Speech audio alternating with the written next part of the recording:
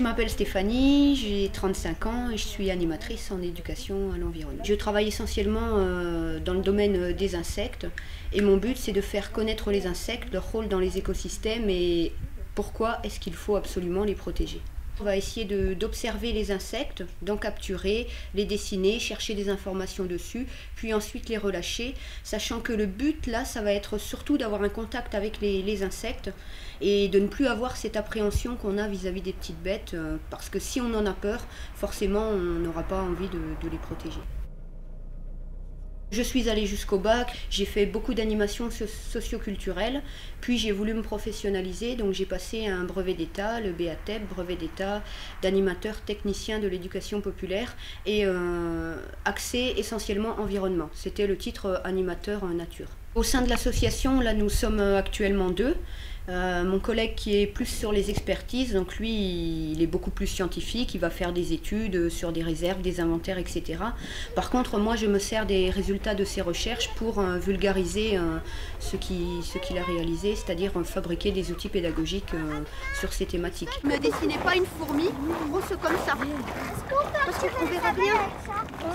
Je ne sais pas si ça va fonctionner. Il faut d'abord avoir un sens relationnel, il faut vraiment aimer les gens, il faut aimer aller au-devant d'eux, il faut aimer leur parler, les écouter.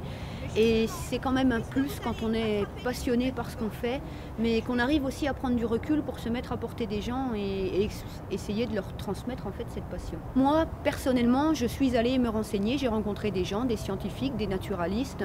Si on n'est pas curieux et qu'on ne va pas de soi-même à l'information, elle ne viendra pas seule à nous. Un mille-pattes. Tu peux faire sur le mille-pattes. Au départ, c'était pour être à l'extérieur, un besoin de grand air, élevé à la campagne. J'ai pas eu l'habitude d'être enfermée. Et puis en fait, environnement, je me disais, tiens, ça va être sympa, on va courir dans la nature. Je voyais pas du tout éducation à l'environnement, tout ce qu'il y avait derrière. Puis depuis ma formation, j'ai totalement changé de façon de vivre. Je vais vraiment faire plus attention à ce que je consomme, à mieux consommer, moins consommer également.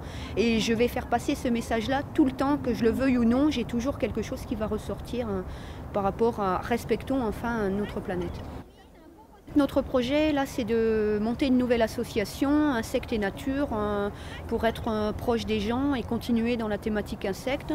On en parle de plus en plus de l'environnement et de toute façon on ne pourra pas faire sans. Les insectes, on a beau me dire que ça ne sert à rien, s'il n'y a pas d'insectes, il n'y a pas de vie humaine non plus.